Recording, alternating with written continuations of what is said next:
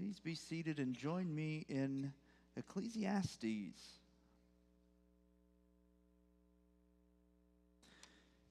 And we're going to start off in chapter 3, and we will be moving right into chapter 4 tonight.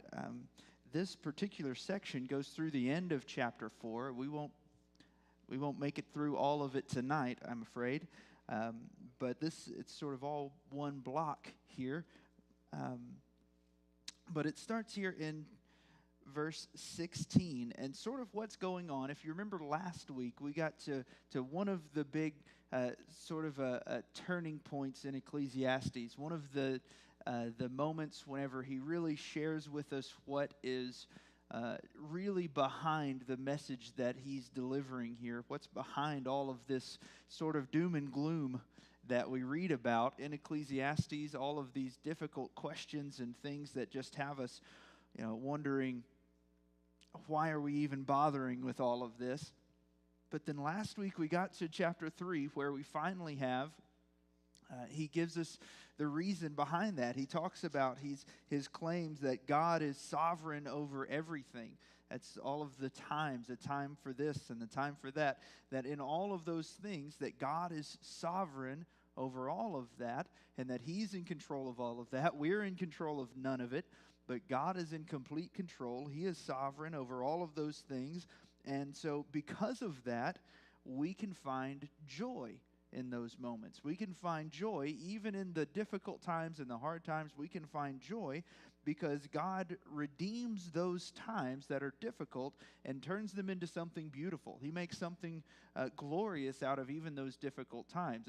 So we have there in chapter 3, verse 11, he makes everything beautiful in his time.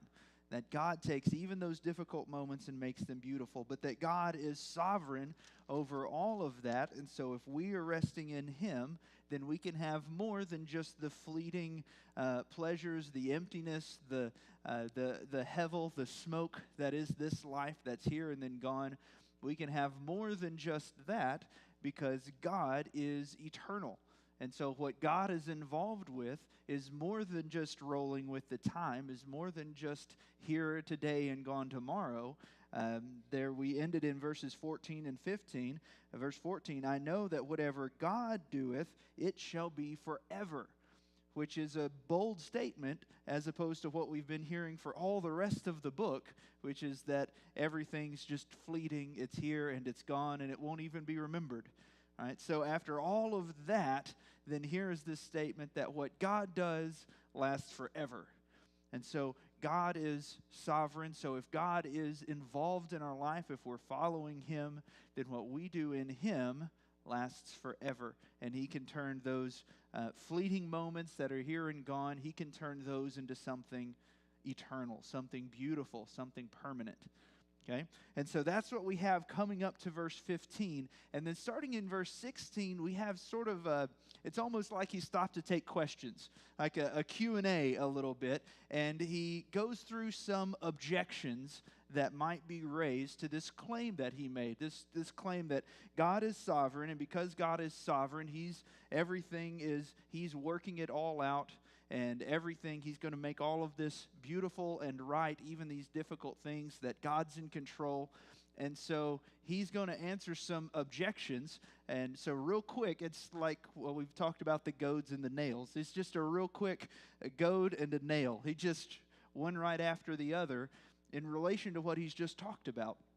And so that goes all the way down through the end of chapter 4, more or less, a couple of diversions, but that's what he's doing. He's answering some of these objections that come up, that it's just simply a question, it's questions that still get asked, that if God is sovereign, then why are things not perfect?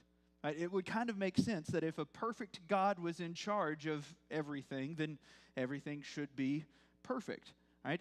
Or the classic version, if God is love and if God has all power, then why is there so much suffering in the world? Right? We ask those kind of questions, and they're good questions to ask. They're not things we should avoid. That's why we come to the book of Ecclesiastes, is for those hard questions. And so he's asking those questions and considering those things, not just that, but several others as we go through the book. I count them as 6 objections. You could break it down in different ways, but that's the number I came up with. But starting there in verse 16 and 17, we get the first one.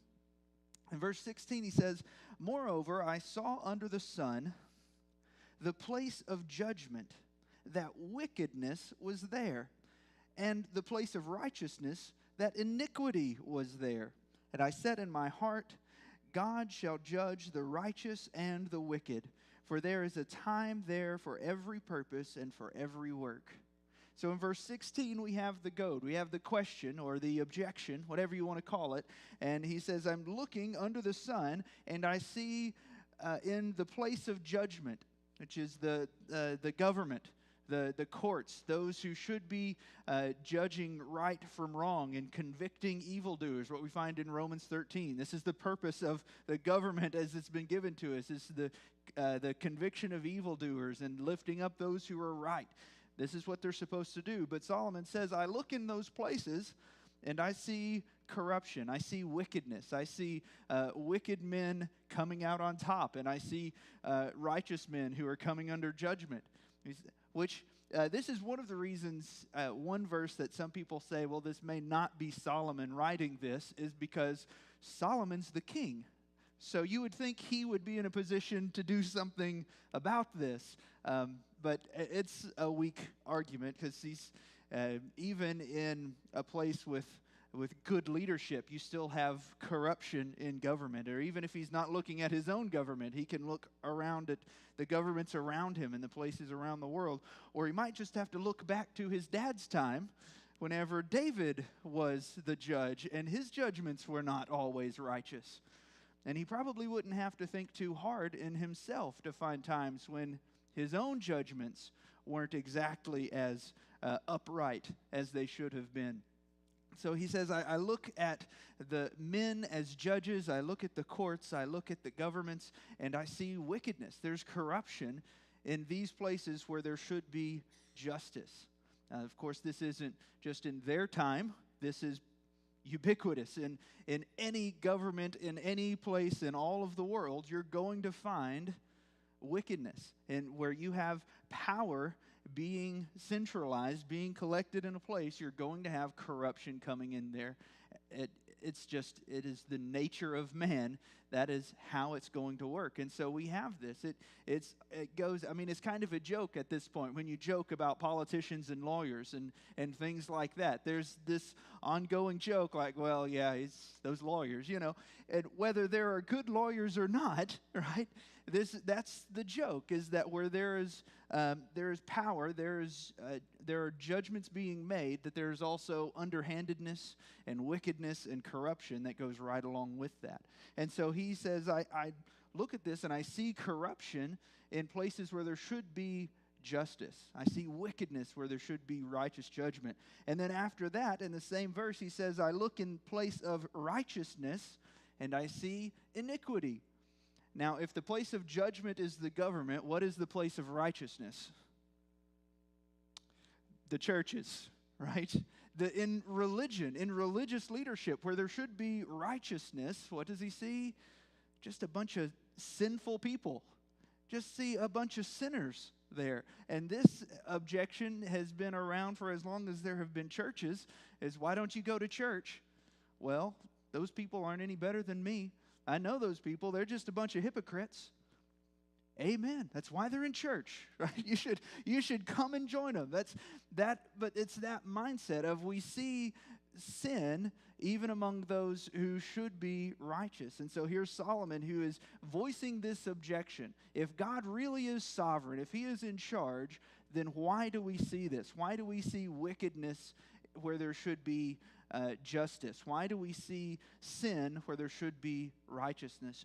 Shouldn't God clean house a little bit? Shouldn't he make this right? If he is the one in charge, why are people getting away with this stuff? Why, if he appoints rulers over kingdoms, Why are they allowed to act this way? If he calls men into the ministry, why do we have preachers who fall away into sin and do wicked, ungodly things? Why does this happen? So this is the question. Why is there injustice in the world? Why is there wrong in the world? And then he immediately answers his question, doesn't he? He doesn't even waste time drawing this out. In verse 17, it says, I said in my heart, God shall judge the righteous and the wicked, for there is a time there for every purpose and for every work. It says, well, God is going to judge those people. He just hasn't done it yet. God is not on our timetable. Remember, God's scale is all of eternity. And so just because he hasn't immediately judged someone, we can thank God for his mercy, because we experience God's mercy just as much as that wicked person, right? Who's to say that that corrupt judge or ruler or whoever it is not next week going to be convicted of that sin and come to God, because God in his mercy has given him that time. Just as we at some point were convicted of our sin and God in his mercy accepted us, right? So God allows sin to continue. That's no surprise. That's no question. But there will be a judgment. If you turn back to Psalm 73, Psalm 73 is sort of there's so much here in this psalm, but it speaks to the same issue. It starts off there in the beginning of Psalm 73, verse 1. He says, truly God is good to Israel, even to such as are of a clean heart. But as for me, my feet were almost gone. My steps were well nigh slipped. For I was envious of the foolish when I saw the prosperity of the wicked. For there are no bands in their death, but their strength is firm. They are not in trouble as other men, neither are they plagued like other men. And he goes on talking about, he says, in my foolishness, I almost slipped. I almost just completely fell away, because he was looking at the wickedness of men and how these wicked men were doing well and how they were succeeding and everything seemed to be going right for them. And he says, in my foolishness, I almost just despaired of all of this, because he was considering things under the sun. He was doing the same as Solomon. But skip down to verse 16.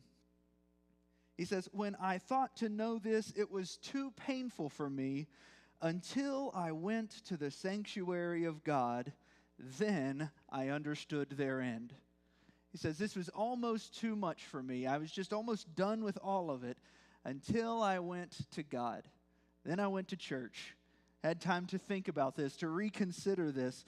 Skip down to verse 22. He says, so foolish was I and ignorant. I was as a beast before thee. Nevertheless, I am continually with thee. Thou hast holden me by the right hand. Thou shalt guide me with thy counsel, and afterward receive me to glory. Whom have I in heaven but thee? And there is none upon earth that I desire beside thee. My flesh and my heart faileth, but God is the strength of my heart and my portion forever. For lo, they that are far from thee shall perish. Thou hast destroyed all them that go whoring from thee. But it is good for me to draw near to God. I have put my trust in the Lord God, that I may declare all thy works. Here he gets a change of perspective whenever he goes back to the Lord's house. He comes back to God and he reconsiders things. He's reminded of the truth that God is the judge, and he will judge. And all of those who have come before, all those, the men that Solomon's talking about, the men that Asaph's talking about, the men that we read about, all of those wicked men in history have been judged. They have received their judgment. It's already happened from where we stand. It's already done. And all of the wicked men in the world, we see the cruelty, we see the injustice in the world now. And it looks like everything's going their way, but they will be judged. God is going to judge the wicked. He is going to judge the righteous. And it's good for us to stay near to God. That is our concern, as the psalm says. What we need to be concerned about is just staying near to God. And he's going to work the rest of that out. Okay, so that was his first objection there in Ecclesiastes. He's looking around, he sees corruption in the government and wickedness in religion, but he says God's going to handle that. All of that is in God's hands and according to his time. But he keeps going in verse 18. He says, I said in my heart concerning the estate of the sons of men, that God might manifest them, and that they might see that they themselves are beasts. For that which befalleth the sons of men befalleth beasts. Even one thing befalleth them, as the one dieth, so dieth the other. Yea, they have all one breath, so that a man has no preeminence above the beasts, for all is vanity. All go to one place, all are of the dust, and all turn to dust again. Who knows the spirit of man that goeth upward, and the spirit of the beast that goeth downward to the earth?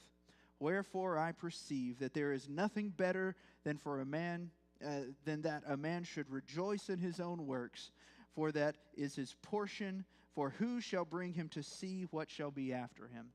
Okay, so here we have, and this is quite the goad here that he brings out for this one. This is quite the question.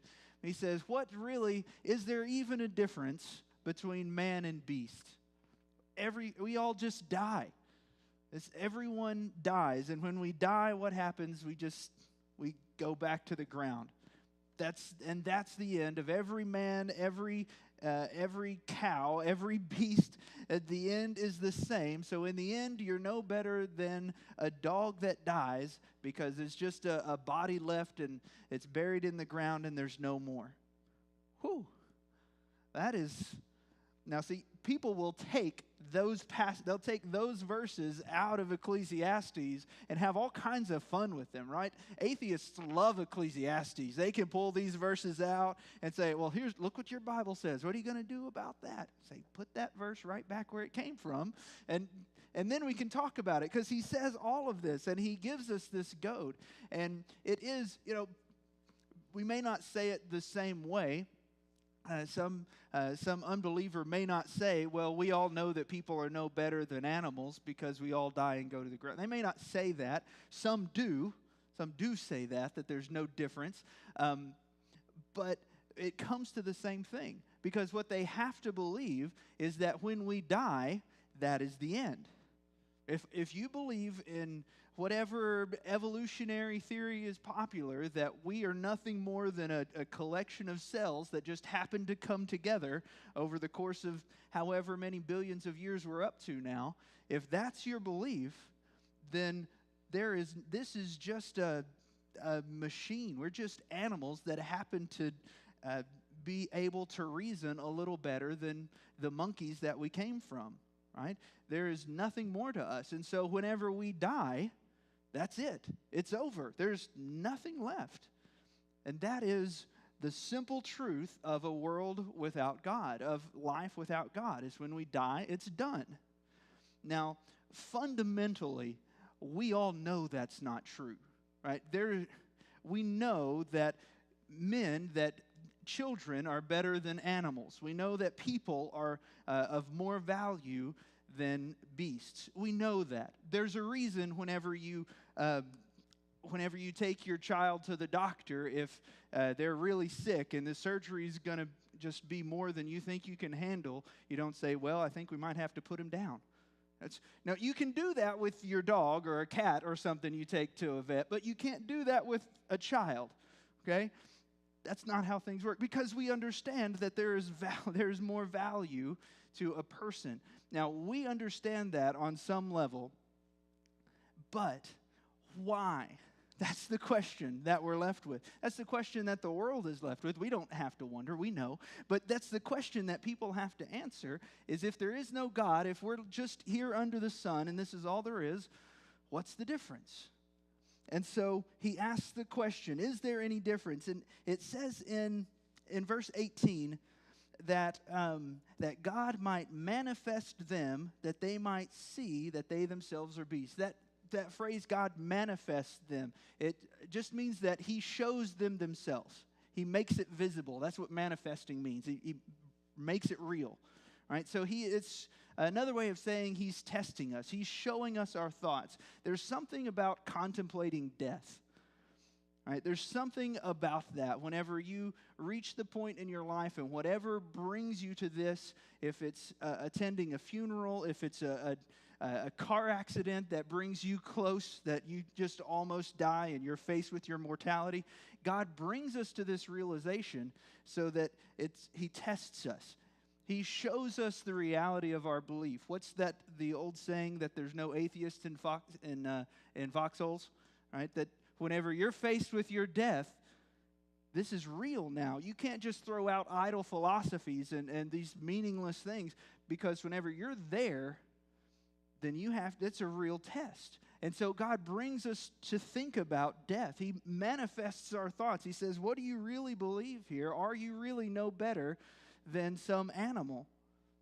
And so he tests us in making us consider death. And he says there in verse 18 that we might see that we are no more than beasts. And then down in verse 21, it says, who knows the spirit of man that goes upward, and the spirit of the beast that goes toward the earth? Right, here's this question where he starts talking about the spirit of man that goes up, and the spirit of a beast that goes to the earth, that ceases, that just goes away. We can't see those things.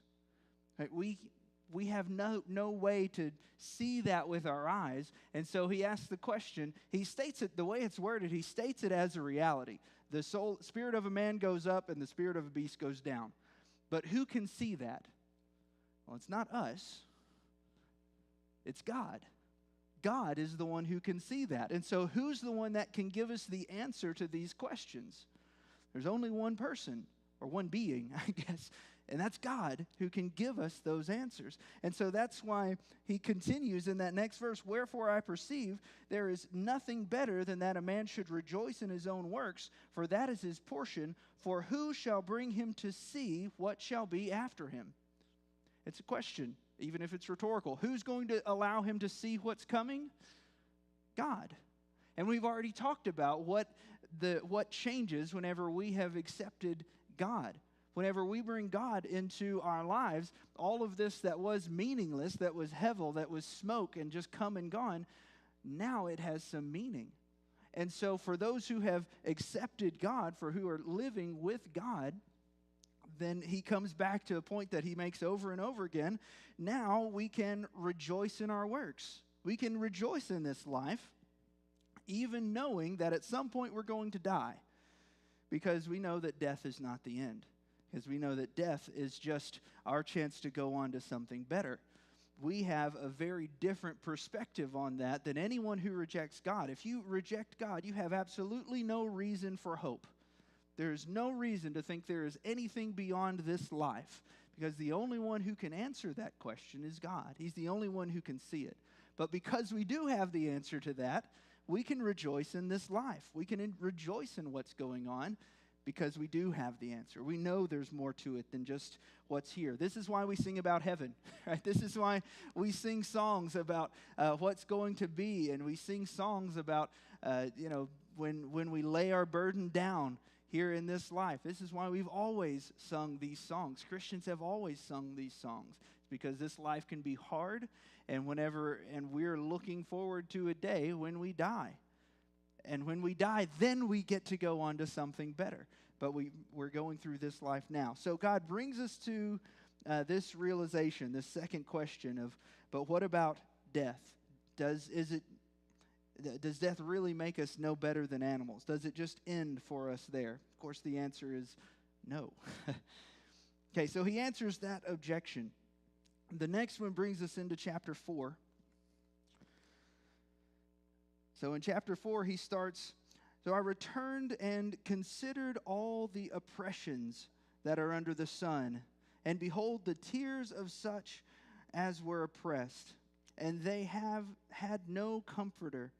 And on the side of their oppressors there was power, but they had no comforter. Wherefore I praised the dead, which are already dead, more than the living, which are yet alive. Yea, better is he than both they which have not yet been, who hath not seen the evil work that is done under the sun. He says, I look around and I see oppression. So this is the third objection here to this idea that God is in charge, that God is sovereign and ruling over all of these things is, but what about all of the oppression in the world? What about all of the people who are living under unjust rule, who are being, who are suffering under cruelty and living these lives, and their whole lives are lived in cruel governments, or who are being oppressed, not even on the level of a government, but just even in family units or something local where they are being pressed down, being oppressed. So what about all of these things that are going on around the world? And this is a reality that it's always been. We have always had those in the world. This is what we have found all through history and all through the Bible. He speaks of oppression. We've talked about some of the rules that were put in place for the poor in the law that God gave to try to keep that from happening, to keep people from being pressed down because they didn't have the basics of life, whether it was widows or orphans or those who just didn't have what they needed, how to take care of them so that they weren't just left destitute. Has always been. In fact, you can go back to, it's just one verse. Let me read Proverbs chapter 14. And this is verse 31. It tells us why the Bible speaks so much about this. Here in verse 31, it says, he that oppresses the poor reproaches his maker, but he honoreth him that has mercy on the poor. So the one who oppresses the poor, if you weigh down the poor, if you are burdensome to the poor, you are doing this to their maker. He's the one that you're really sinning against. God created mankind in his image. And so whenever you do these things to them, then you're doing it to their creator. And so God has all through the Bible. In fact, it's one of the things we find in Matthew whenever he talks about the final judgment and those that God is celebrating there at the end. He talks about them, when I was thirsty, you gave me water to drink. When I was hungry, you gave me food. When I was naked, you gave me clothes. And those who came to him said, God, we didn't do any of that. We haven't seen you to give you water or drink. And, of course, God's response from the throne there in judgment is, but you did it to my people. For those who were poor, for those who were hungry and thirsty, you did it for them. Those of mine who I made in my image, whenever you give to them, you give to me. And so whenever the opposite of that is true as well, whenever we oppress those that God has created, we're doing it to their creator. We're showing a disdain for the one who made it. If I made a beautiful work of art, I have never in my life made a beautiful work of art. But if I made something I was just really proud of, and then someone else came by and just tossed it in the trash because it just wasn't worth anything,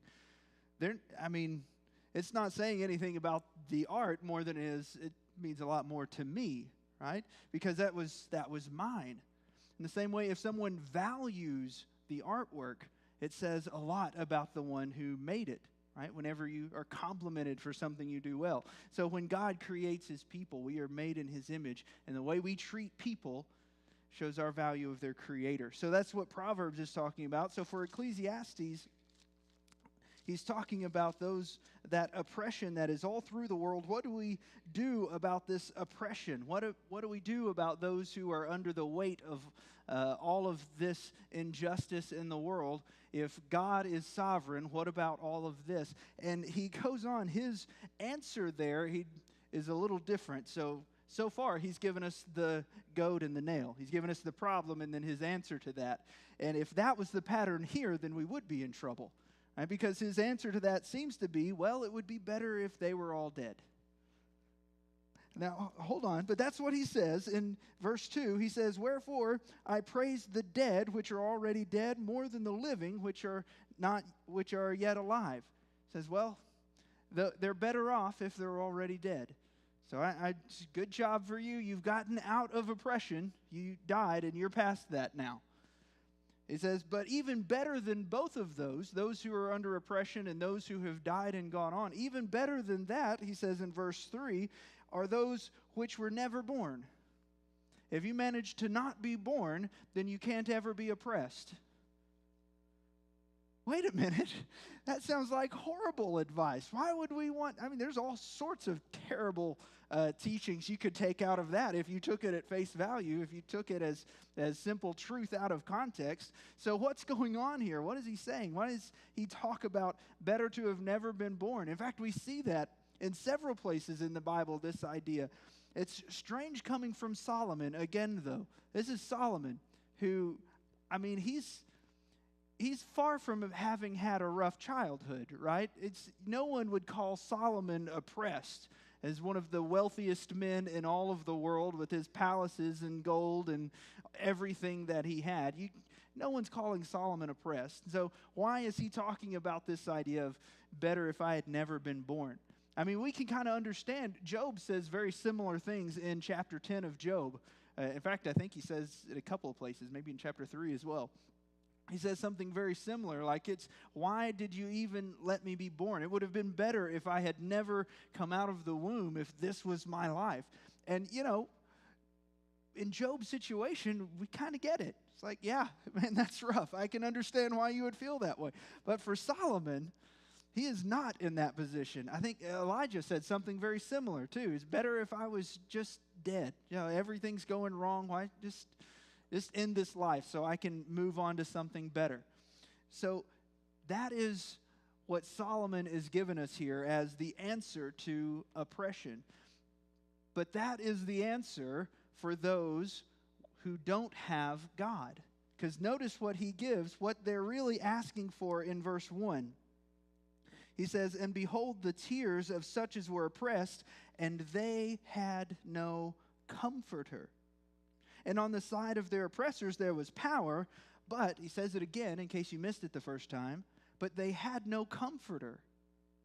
You see, if all there is oppression, and there is no comfort to be found, no hope to be found, then absolutely, the best that you could hope for is just end it.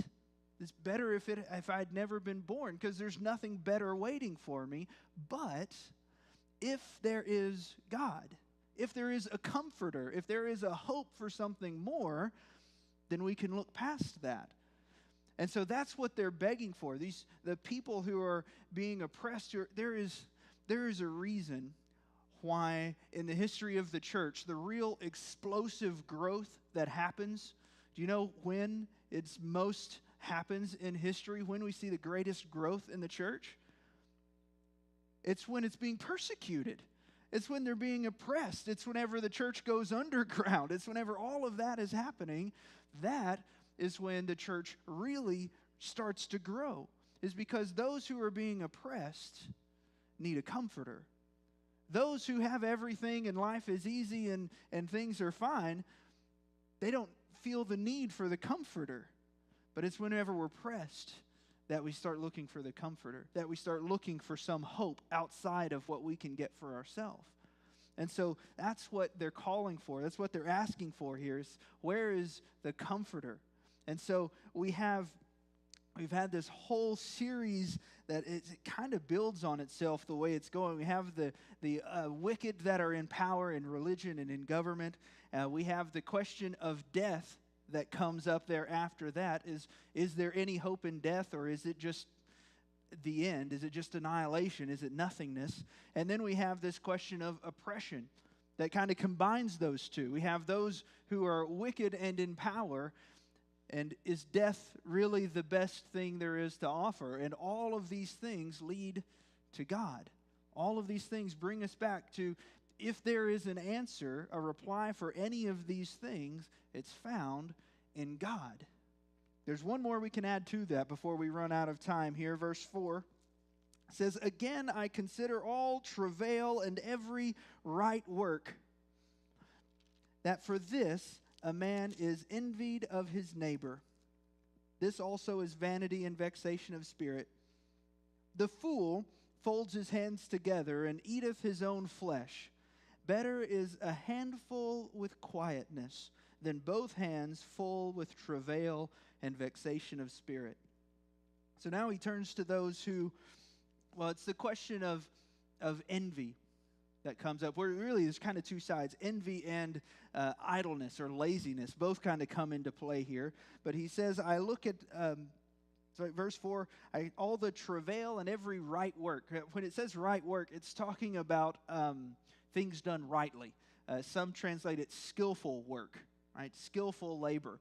Things that you set out to do, the work that you do where you are laboring, you are putting your skills to work to earn profit, right? To get ahead, you're working hard, you're doing your best to make something good so you can get ahead. And whenever you do get something good for all of your work, then the person, your neighbor, just looks and says, I want that for myself, right? Right now, it seems like more often than not, our neighbor that wants that for themselves is our government, who's taxing everything that we work hard to get. And the government says, yeah, I want that for myself. And so that happens. But all of this, we work hard to get ahead, and then it seems like it just ends up going in every direction. It ends up just causing strife and trouble. And so then there's the other side of, well, if that's not going to work, maybe I'll just fold my hands and sit back and watch the world go by. And then what happens is you have nothing coming in. You're left, well, the way he says it, it's a bit of a rough Hebrew idiom there, but it says that he eats his own flesh. We might say that he wastes away, would be something that, which when you think about it, sounds just as, kind of bleak, someone wasting away, as someone eating their flesh. But that's the idea, is that what they have, it's gone. They are letting themselves go. And so in either situation, we have someone working hard or someone working not at all. Neither one gets ahead because there's always something to bring them back down. There's always something to level things back out that someone else is looking on and receiving the benefits of your hard work or your lack thereof. Right? There is no winning for some reason. And so he says there, he gives the answer in verse 6, better is a handful with quietness than both hands full with travail and vexation of spirit. Now that's just a great proverb. That one you can take out of context. Use that one all the time. That's a good one. Better is to have one hand full. Right? We're not looking to climb the ladder and get ahead and build everything in this life. That's not the goal, is to have both hands full and doing all we can. But it's also having our hands empty and folded also doesn't get us anywhere. What we want is that balance. It's a handful, we have what we need, but we also have the empty hand, the times of the idle hand, the chance to relax, the chance to enjoy, as he's been saying, to enjoy what God has given us from our labor. And so that's the balance. We're there in the middle because getting ahead isn't the point, and slothfulness isn't the point. The point is bigger than that. The point is God. And so through all of these things, through each of these situations, and more as we continue forward, the answer is God. I mean, it shouldn't be any surprise. But he comes through all of these objections, all of these things that come up, and there are so many objections and more that he has yet to list. But the answer every time is God. Why can we live with the fact that wicked men are getting all the power and all the money? Why can we live with that? Well, because God's in charge, so he can take care of that. Why can we live with the fact that we're going to die someday and we've never seen what happens after that? Because we trust God. God's seen, God knows, so we're going to believe him. Why can we live with oppression, whether it's someone else being oppressed or us? I mean, there are times we are oppressed as well, whether it's small things or big. There are times when we are being pressed down by circumstances outside of our control. Why can we live with that? Because we have a comforter. We have comfort in God. Why can we live a life where we'll never be the wealthiest person, where we keep working even though it seems like we can't really get ahead? Why can we live that life? Well, we can find joy in that life because God is the one who gives joy. He's the answer to all of these objections. He's the answer to all of these problems that make life seem so dark and depressing and dreary. And so when you get to that point, we have to turn it around and say, oh yeah, but what about God? It's like we find in the psalm there, where he says, I just almost went too far in the other direction, but then I remembered God. That's right. I almost forgot. It's about God. Every time we come back to him, we come back to his word, we come to him in prayer, and he can realign our heart and get us back where we need to be. Right? Okay. Anyone have thoughts or something you'd like to share? Maybe you want to add a question here. The answer is God. That's good old Sunday school standby. All right.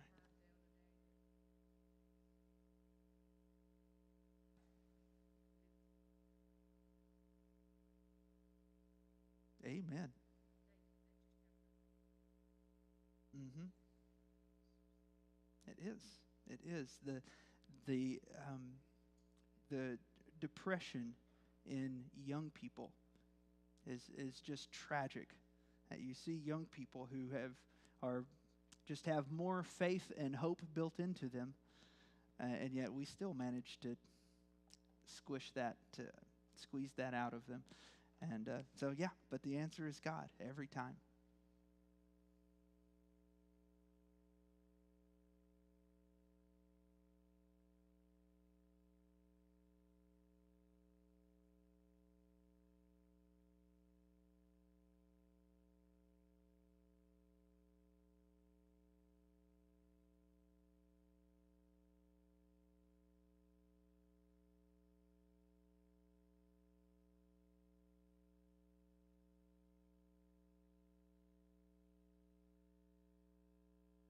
Mm-hmm.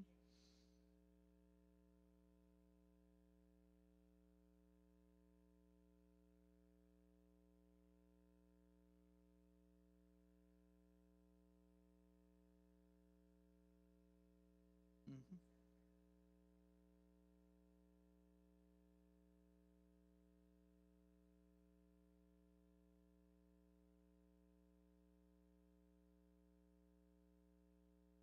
Mm-hmm.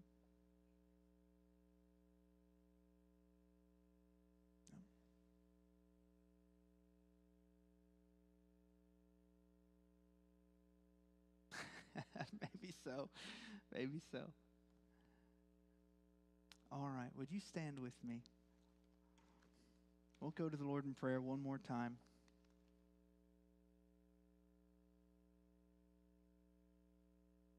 Heavenly Father, God, thank you for loving us. Thank you for being here to comfort us, for making yourself known. God, you have revealed yourself to us throughout time and history and your word and through your Son as he came to teach us who you are. And because of that, we have hope. We have comfort in a world that is fallen, a world that is full of sin. God, we have hope in a future that is uncertain and is dark to us. God, we have comfort in knowing that you are sovereign and that even the difficult times, even the trials that we go through, we can count it all joy because you can take those things as difficult and as messy as they can be, and you can make them beautiful, God. And we look forward to the day whenever we can look back at the tapestry that you are weaving and we can see how you have made it all fit together and how you have worked all things out to show who you are to a world that has fallen away from you, God. We thank you for your love. We thank you that you are here with us. And God, we long for the day when we can see you face to face, when we leave the sinful, broken world behind to come and stand with you and begin an eternity of joy and of peace. God, we thank you for your promise that all of that is waiting, that you have a place prepared for us. God, we thank you and we love you. Help us to shine that light, the light of that truth to everyone we meet, and let the way that we live show the world that we are a people of hope. God, we thank you. Amen.